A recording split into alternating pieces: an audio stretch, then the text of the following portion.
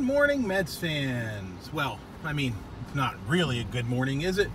Welcome to a Thursday edition of Driving with Mr. Met. Definitely not a good morning, because just a few short hours ago, of course, the Mets lost a absolute heartbreaker. And not long before that, or a few moments before that, I was thinking to myself stupidly, wow, here I thought we were going to get swept, and now the Mets have a chance to win this series. Not the case. I'm a little upset. I'm a little tired. I'm going to try to keep it together. Try to talk about what happened last night. Also talk about what happened the night before, since I wasn't here yesterday for a video. So I will do that on today's show. Let's touch on the good stuff first, okay? So Tuesday night, the Mets won against the Dodgers. Steven Matz pitched a great game. Michael Conforto provided the majority of the offense in the game with a grand slam. His first career grand slam, which was, I was surprised to hear that, but still, a big win, ensuring that the Mets wouldn't be swept. And again, going into this series, that's honestly what I was afraid of. I was just afraid that the Dodgers were too much for the Mets, and that the Mets were going to end up dropping 4 straight. Well, that was not the case, right? Tuesday night, Conforto comes out, Matz comes along, pitches great, offense is enough, Mets win. Last night,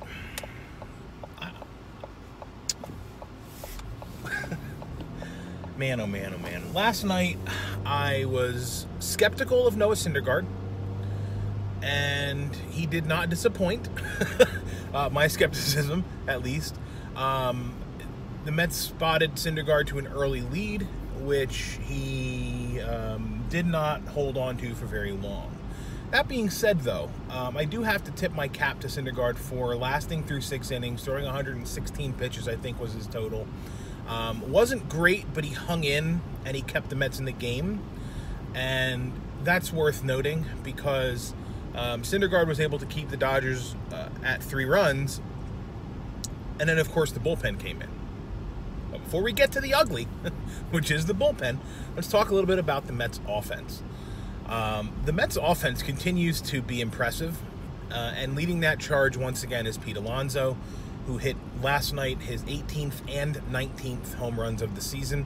He has now tied Mark McGwire for most home runs by a rookie before the 1st of June. He has 2 days, today and tomorrow, to hit a home run and break that record, to set the rookie record for home runs before June 1st. That's an impressive start to a career for Pete Alonso, who last night earned his 18th game ball of the season. And I want to bring that up only because of the talk about baseball malpractice that it was promoting Alonso from day one of the season. Where would this Mets team be excuse me, without the 18 game balls that are in the virtual mantle of Pete Alonso? I mean, I'm not saying they would have lost 18 of those games. They would have lost some of them. They would have lost some of them. And that means that instead of being 1 game under 500 right now, they'd be an awful lot more games under 500.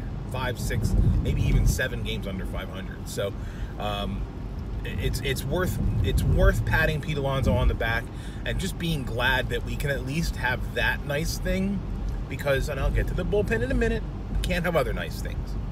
Also going to tip the cap to Dom Smith, who got to start in left field last night. Defensively, very shaky. Dom is not a left fielder, but he went 3 for 4 last night. He had a home run.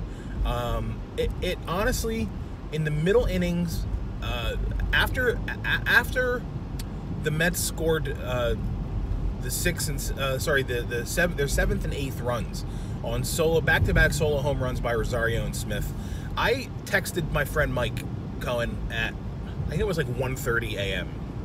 And we were I didn't wake him up or anything. We were texting back and forth throughout the game. And I said, is this really happening? Like, are we really going to win this game?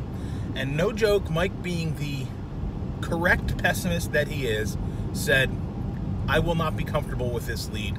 We need more runs. And it was in that same inning that the Mets failed to get runners home from 2nd and 3rd with nobody out. And I didn't think about it at the time. I said we have a 5-run lead. We're fine, no problem. And then the bullpen. Robert Gsellman was number 1, giving up a run in the bottom of the 7th. Noah Syndergaard at this point in the game was in line for a victory. That's worth pointing out. He also lowered his ERA under 5. I should mention that also last night. So anyway, Robert Gsellman gives up a run. Instead of a 5-run game, we're now talking about a 4-run game, 8-4. Jeurys Familia comes in, gives up a run, bottom of the 8th. Now it's a 3-run game. Now it's a save situation. Now you got to use Edwin Diaz again. Now remember, Edwin Diaz pitched Tuesday night in a non-save situation. Not blaming the non-save situation appearance for what happened last night, but it's worth pointing out that Diaz was pitching back-to-back days.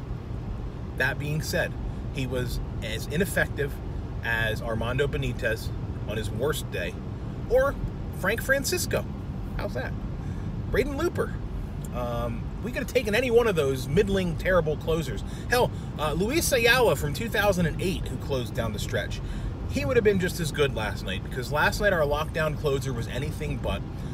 Edwin Diaz bent, broke, opened the floodgates, and let the Dodgers score 4 runs in the bottom of the 9th for an absolute stunning 9-8 walk-off victory for LA, and a gut punch of a loss for the Mets. And it was a gut punch. I was so seething after the game was over. I couldn't sleep. I was up till about 3 in the morning. I was so upset. And what are you gonna do? I mean, it's easy to get pissed and turn your back and not, I'm not gonna watch tonight, which I'm contemplating. I'm not gonna do it, of course, but I'm contemplating not watching tonight. Vargas and Ryu, that should be a really even matchup. National League ERA leader against Jason Vargas. But anyway, going back to the loss, it was awful. And there is, however, a silver lining to it. And not a silver lining. There is, however, another way to look at it. And I'm glad that I read this tweet last night. I don't know who tweeted it. I forget. It was late and I was, again, seething. But the tweet was, Edwin Diaz is still an excellent closer. Every closer has games like this. And he basically pointed to the San Diego rain delay game, Thursday afternoon game, or Wednesday afternoon game, before that big Nationals series, before the Wilmer walk-off home run, when Familia let the lowly Padres score in the 9th inning and defeat the Mets. That was a super low point for Familia in 2015, and Jeurys Familia went on to set the franchise record for saves in 2015. So the point of the tweet was not to say this is okay, but just to say, hey, it happens. The best closers in baseball give up leads. It happens.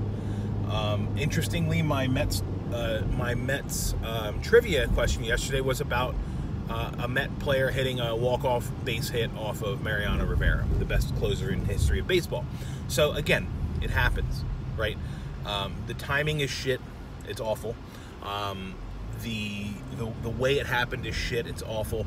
The way that the Mets squandered the offense provided by replacements like Adeiny Hechavarria, it's awful. It's shit. It's the worst, and it's tough to feel good about it and try to put a spin on it of any kind. But I felt a lot better reading that and thinking about it and sort of stepping out of the moment in which I was so furious. I didn't break anything. I'm kind of proud of myself for that, but it really truly was a gut punch loss. Now, there's 2 directions that a team can go after a loss like that.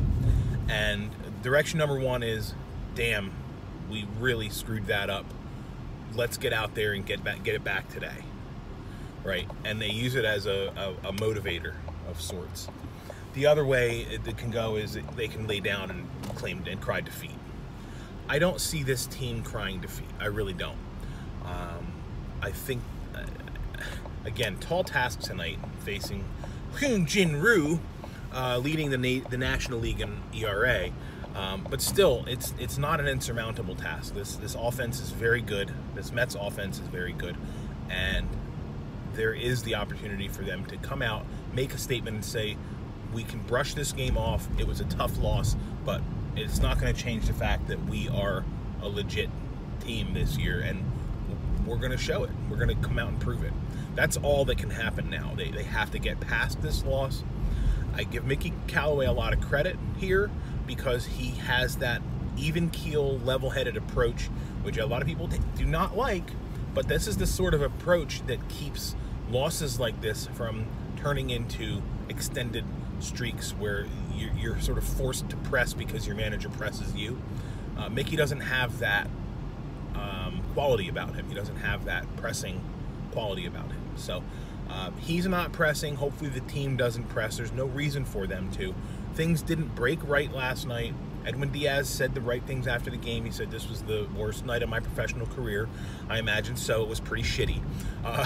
But you got to feel for him, too, because there was a stat also that I read on Twitter last night. He gave up 5 home runs all of last year, did Diaz. He's already given up 5 this year. You know, it's the Mets. What are you going to do? How it goes for us. So when I said before, we can't have nice things. It's nice that we have Pete Alonso that we can enjoy for some period of time. We'll see and hope that Pete stays healthy for us. Fingers are crossed on that one. So final game of the Dodgers series tonight, 10-10 start. Jason Vargas and Ryu for the Dodgers. We'll see what the Mets can do tonight. We'll see what they're made of, and it's going to be a test. And let's see what happens. Let's not get depressed. Let's watch the game. Let's support the team. Like, I mean, I can't not watch. I'd love to not be able to watch and just forget that it's on. It's not going to happen. So I'll be watching. Hopefully you will too. Hopefully the Mets can pull out a victory tonight and split this series with the Dodgers. It'll be highly unlikely, but it would be a great step after last night's abysmal loss. So that'll wrap it up for today. Thanks for watching. I appreciate it. Follow me on Twitter at Mr_Met. And as always, let's go Mets.